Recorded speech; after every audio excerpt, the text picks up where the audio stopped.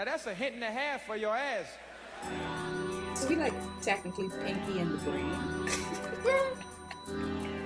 Which one are you? Let's not get into that. Whoever gets there first, then we know. Sometimes you just gotta meet a dumb motherfucker. Where he's at.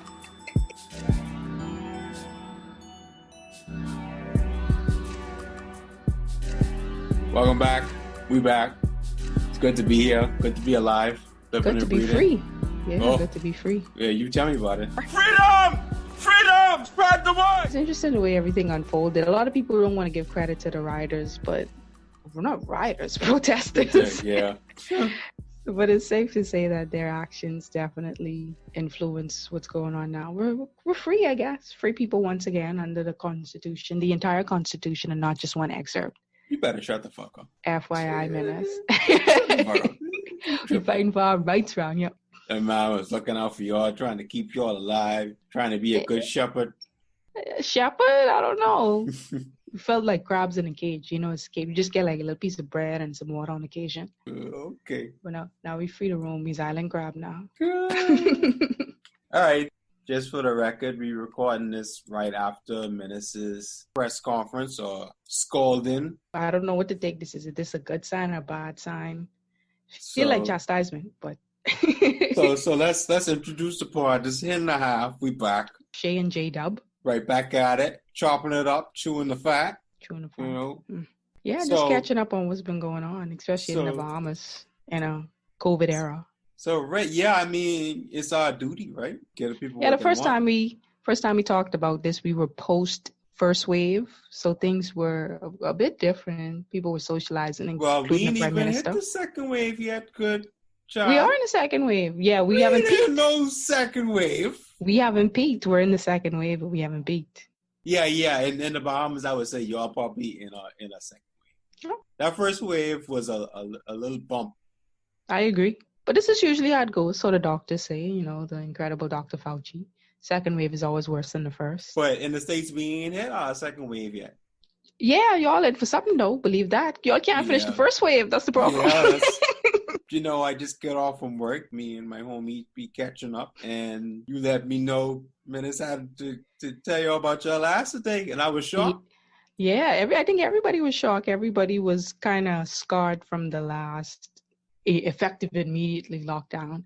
So weekend and for the most part today is a Monday, and the press conference was at 5. So people were like flooding the food stores, getting water, getting gas, whatever, because we know at this point in time we're used to these random 7-day, 2-week lockdowns. So everybody's stocking up on goods, and we're preparing to get the wrath of Thor smacked down on us with the hammer. But he threw us for a loop. He was like, go do what y'all want to do. The teacher, the homeroom teacher who had enough. Yeah. He can't control the homeroom no more. So you know what? The principals, he ain't doing nothing. I ain't getting paid enough for this shit. I'll do what the fuck y'all want to do. I swear she gone in the staff room. That's it. from your teacher in the staff room during class time, she don't care about you. And I can say we are speaking from experience. We want to put our fine institution on blast, but.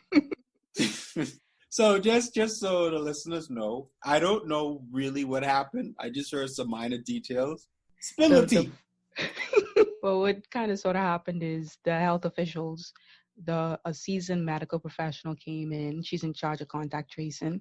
And she just basically said a lot of the numbers were wrong. A lot of it was misclassified. There are a lot of backlog cases. There is poor contact tracing.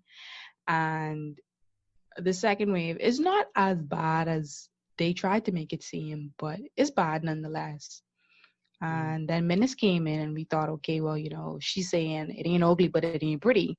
That means Minnis can lock us down. So he came in and he was like, you guys ain't been listening really. Everything I did was in your best interest. But if this is what you want, here you go.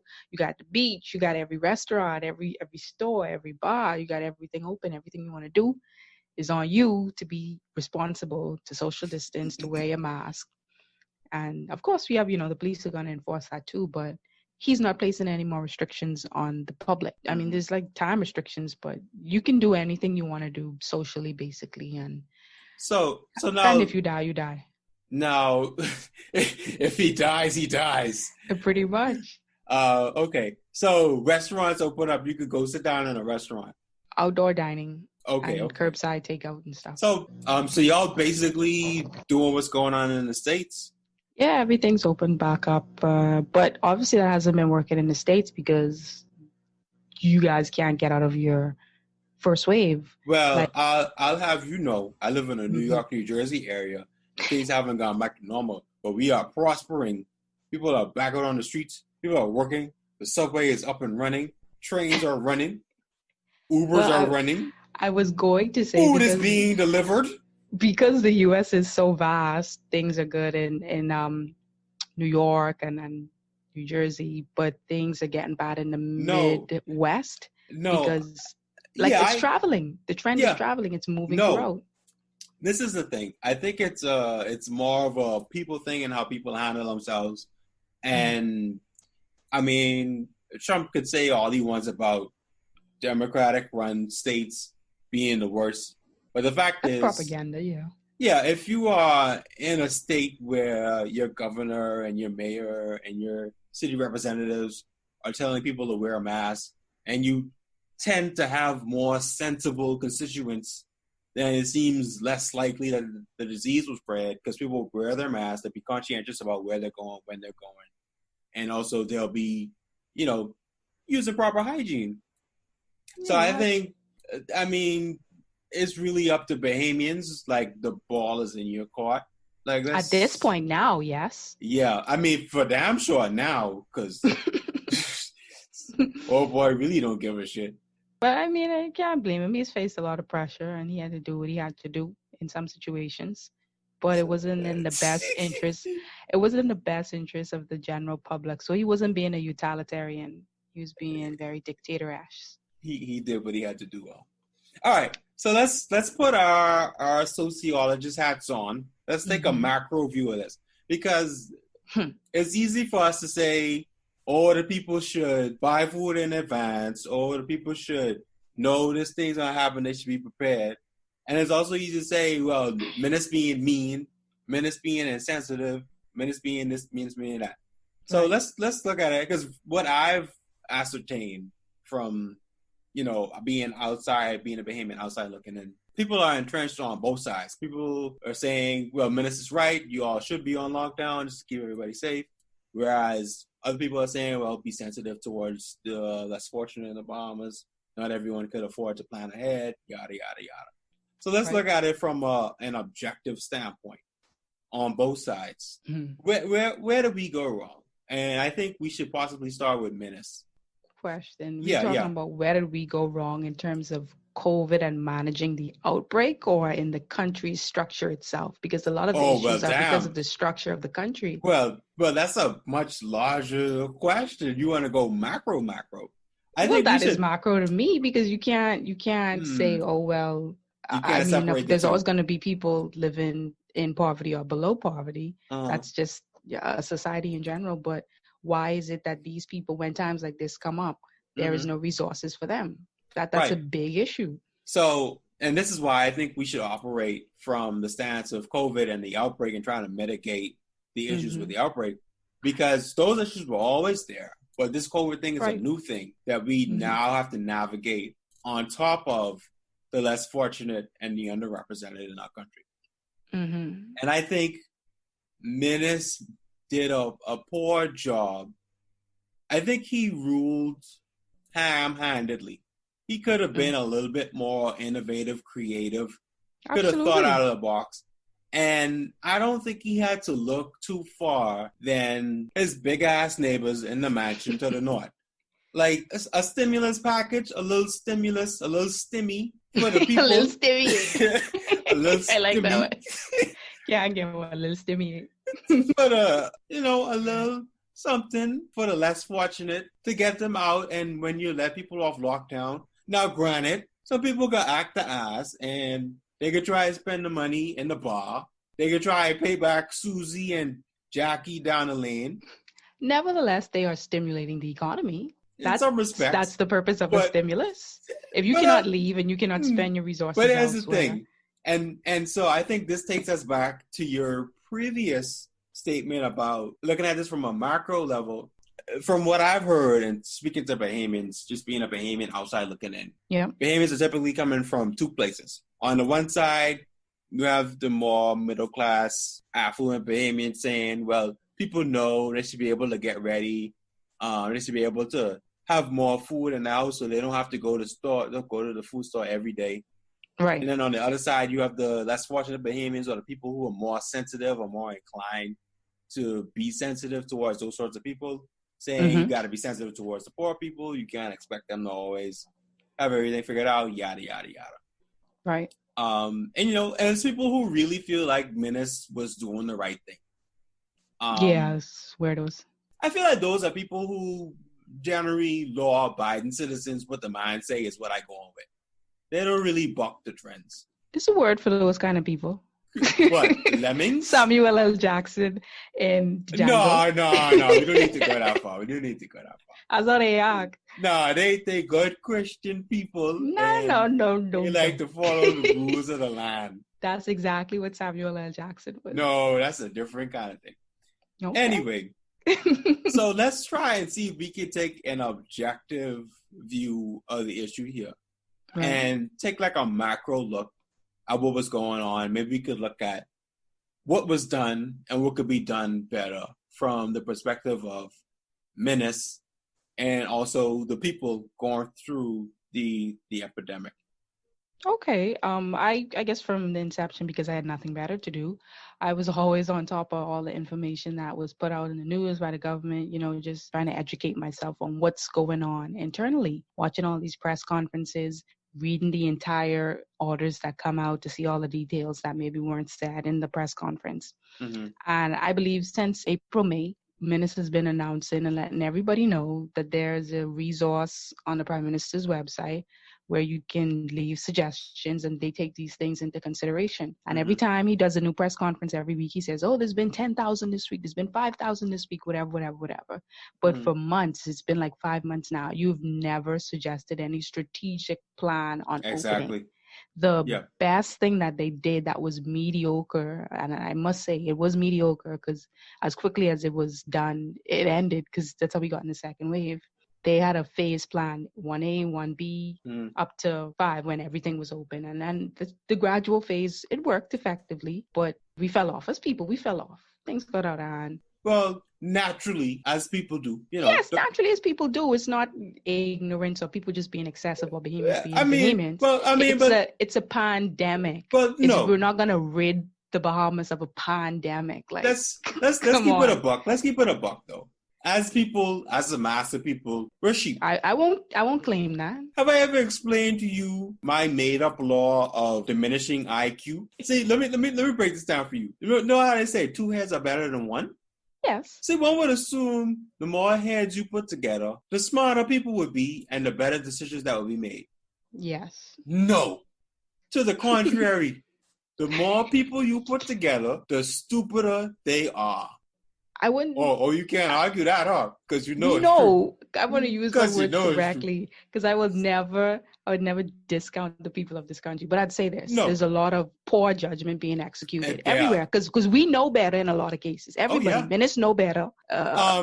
Brave Davis know better. Jimmy in the club without his mask on. You know better. Exactly. Oh, but because Sally in there too, and she ain't got no mask on. Exactly. And Denny and them, they ain't got no mask on. So that means I can't be no punk. So what that mean? You're absolutely right. And I don't think that's stupidity. That's poor judgment because you know better. You are educated enough to know the right thing to do. You choose not to do the right thing. So would you call that then? That's a poor judgment. That's what I call stupid in my day. Well, if you know better, you do judgment. But the example that I gave with the suggestion box, so to speak, you have all this information, you have all this data available to you, all sorts of options. Every political party that runs for election has to have a national development plan. Every single one. You can implement some of those things in your plan and tweak it to involve remote work and learning. Like, you shouldn't just say, let's lock the people down. While that may be effective in a small way, on a larger scale, for 5 months, people aren't working, your country isn't bringing in any revenue. Things just seem being things because there was no plan implemented. So I think poor planning and a lack of good judgment was used a lot. and it can be attributed to a power trip. Let's be real. Well, yeah. So my input on Minnis, and this was the thing that it's not that hard for him to figure out what to do. And all he has to do is look northwards to what was done in America. Just give the people a little stimmy. And not do that. Give the people a little money. So when they come off a lockdown, they could go to the store and purchase some food, get the economy going, get the money flowing in the country, and you satisfy some hungry stomachs. An important thing you said is when you come off a lockdown, the reality is we've been locked down longer since this pandemic started than we have been free. So I think things were open maybe May, June-ish. So maybe a solid month and a half. Out of 5 months, like 40 days we've been out. So even if we had the money, it would have been spent on the food store, whatever. It's not stimulating the economy in the right way. So for the past 5 months, the biggest winner in all of this stuff has been the people that supply construction goods, the grocery stores, and the gas stations. That is not our entire economy. That is not stimulating the economy. That's not putting people to work. Well, that takes us back to what you had said earlier about, where do we start with this? Because what stimulates our economy? The way we're structured, the only thing we can do feasibly is put a Band-Aid on this issue. Because we're so handicapped by the things that have helped us for decades now. Tourism is now becoming an albatross around our necks. If we don't have tourists, Americans, Germans, Europeans coming in, we really don't got nothing, to be frank. And that's the truth. And I'm kind of glad in the national address that the Prime Minister made today, he steered very clear of any talks of international anything. His focus, and I feel like it was like a rally. Because everything he said was get you excited. Like, these are the things you want to hear you talking about. But the thing what floored me is he said the government is going to give grants, not loans, grants to street vendors to fortify their businesses and then to make it more fledgling and more prosperous. And in regard to the tourism, when we were fully open in phase 5, they were promoting domestic tourism. Oh, y'all in phase 5? Family Islands. Yeah, man. Oh, what? Things was open. Things was things. I know y'all had 5. For a couple days. Yeah, man. Oh, yeah, I forget. July, I forget tourists was in there. I forget tourists was in there. They were focusing on domestic tourism. People were traveling. People were spending money, which is good, fueling the local economy. And then what happened? Some of the resorts opened. So a lot of people, up until the hurricane that passed, were going there. Locals supporting these local businesses. So people, you have no choice but to do staycation, basically. So there's ways to make it work and to stimulate the economy internally without foreign dollars. It's not going to be what it was. Like I said, the GDP is going to suffer, but you have to keep the economy going. At this point, that's all we need right now, because that's all we got. As a young man, I feel like when I was in the Bahamas, I did my best. Now I'm in a foreign country trying to do my best so that when I return, I can make a difference. But and this is probably a conversation we could have for another pod, but I think we have done a piss poor job of holding our representatives accountable. I totally agree. Even for the simple fact that, okay, it's easy to look at what's going on in the States to say, well, man, we should do this, we should do that. But don't let it go unnoticed that that's how good people get better, because they look at what other people are doing and what they are finding success in, and they apply it in their own lives. And the same thing goes for countries. But I say that to say, and granted, the U.S. did not end up using theirs, but the U.S. had a plan for an epidemic or pandemic that Trump threw out. Allegedly in the beginning of the year because he did not care. But okay, whatever. But I mean, I just find it hard to believe that we did not have a plan. We had nothing to fall back on. And then who's that on exactly? Who do we get angry at for that?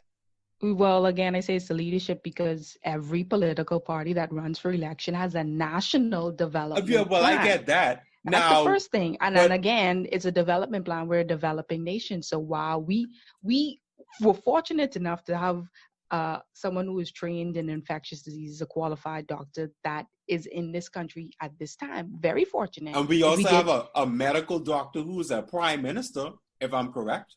Yeah, he's a doctor. Is that who you were referring to? No, the lady that was the chief medical officer. Because I was about to be like, maybe not.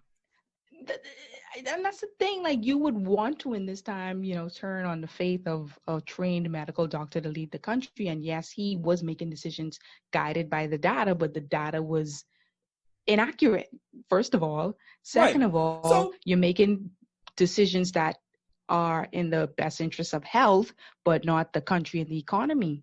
right. So you have to look at it from all sides, which means that you need a capable and competent cabinet. Absolutely. That's the first thing. Now, I mean, don't get me started on that, because heaven knows when was the last time we had a capable cabinet, a group of parliamentarians. Truth be told, they all gangsters. They all out for themselves. That's an even bigger question, because So, what was the purpose of our cabinets back then when they were we first have created? we have a Senate. We're paying senators with who knows what money from who knows where to do who knows what. But Stop it, man. don't get me started on that. But I respect where you come from in terms of political parties having developmental plans. What I'm saying is, we all know that that's bullshit. We all know only 15%, if that, a plan, I remember back when I was in grade 6, they had an election.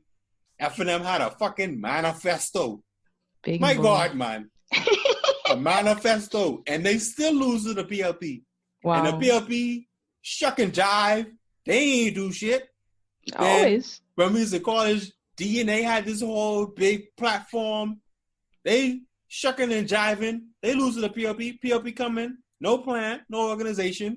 Just a bunch of scandal. Shucking and jiving. Bunch of bullshit. What I'm saying is, the same way we have a constitution, and don't get me started on the constitution and how I wasn't taught the Bahamian constitution. If we have a Bahamian constitution, why can't we have a plan in place that is bipartisan for events like these? Not a politician come and say, well, hey, let's put together a plan so when something like this happens, or if there's a famine, or if there's a flood, or if there's fire from heaven, we can have a plan in place so that our people could continue to prosper and have move a fighting along chance, and progress. Man. Yeah. And you know your politicians ain't shit. You a politician? I hope you listening. I hope you under the sound of my voice. You know you ain't shit. We have to standardize this. This can no longer be a PLP, a F&M, a rich man, a poor man thing. This needs to be a Bahamian thing. I feel like I sound like Rodney Monker. You go. I working myself up. You go. I can't understand. Well, I feel like we were on the path to Bahamianhood and putting Bahamians first in everything and parties second. And those things, I feel like the second interest, putting those second. On last Monday, when the Prime Minister announced an immediate lockdown, people were scrambling within the 2 hours they had before curfew to do things. Monday came and people were like, we can't take this. We can't survive like this any longer. They protested. People got arrested. More people protested. Luckily, those ones, they didn't get arrested. And the next, less than 24 hours later, the Prime Minister reversed all these things for his reason being a storm that did not come. A thunderstorm, like not a hurricane. A thunderstorm was his reasoning for reversing the course of action. And you got your nerve. You got the nerve to show up on TV today, talking out the side of your neck. Boy, you go. Finish what you say. But yeah, he reversed the course of action, and then the day after that, Tuesday last week, there was more protesting, larger group. Some of those individuals were arrested too, but I think because, at least for us, we're a bit younger, but these times haven't been seen since the Burma Road riots, and the country shut down for a few days as a result of the Burma Road riots. So if everybody is losing hope and they're fighting for themselves as Bahamians and forget the bodies for Bahamians, I know minister want to have that under his belt that something like that happens. So that's where all this about face comes. I think so it's what this is doing is quieting the people, and in a way it may hurt us eventually if things continue to spread. But you just trying to quell people. Yeah, you ain't listening to their issues. You're not trying to solve any problems. You just, okay, you guys want to be free, fine, cool. Yeah. But that doesn't, fix any of the social issues we have. It doesn't fix any of the economic issues we have. So he says he's going to do very huge. Hugely. Yeah. Bigly. He's going to do a huge national address where he's going to speak more towards the economy. Long overdue. But what the one thing that I love that he said, where you said, and making these ministers accountable, he said every single minister from every single department within the next 10 days will address this country and will take questions from the press. Mm-hmm. So basically what he's saying is, y'all and beat me down, y'all and ragging me, and in his words, y'all and call me everything but a child of God. Yep. So now the people that are responsible for these individual things in this country, as the cabinet is set up, will be held responsible. Yeah. I mean, it's as simple as doing your job. I don't think that's much. I think what the prime minister is doing is making these people do their job. The only time they do this is when they have budget debates, and all they do with these budget debates is say how they're going to spend money. You realize that? The only time these ministers have to speak to us is when they have budget debates. That's ridiculous.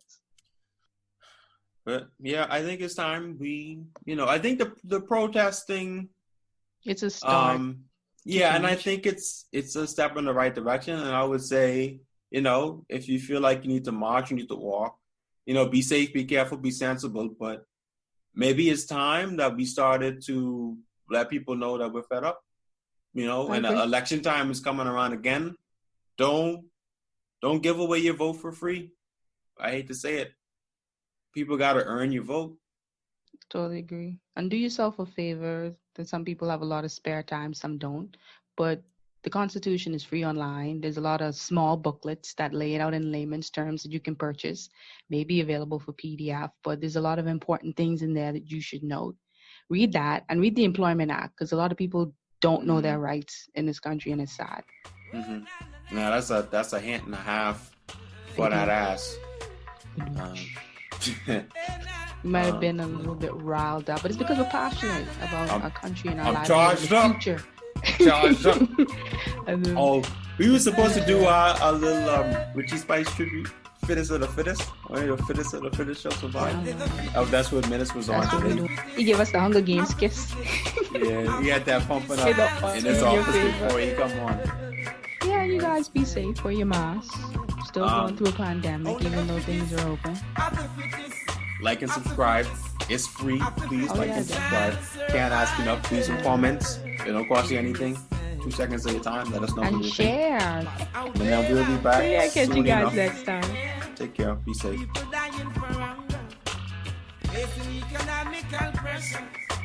Out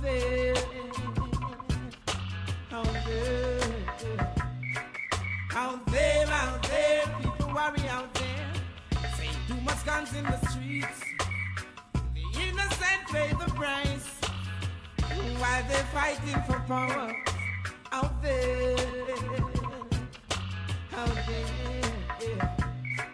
Oh, they're the fittest of the fittest of the fittest of the fittest shall survive in this time. Oh, they're the fittest of the fittest of the fittest of the fittest shall survive in this time.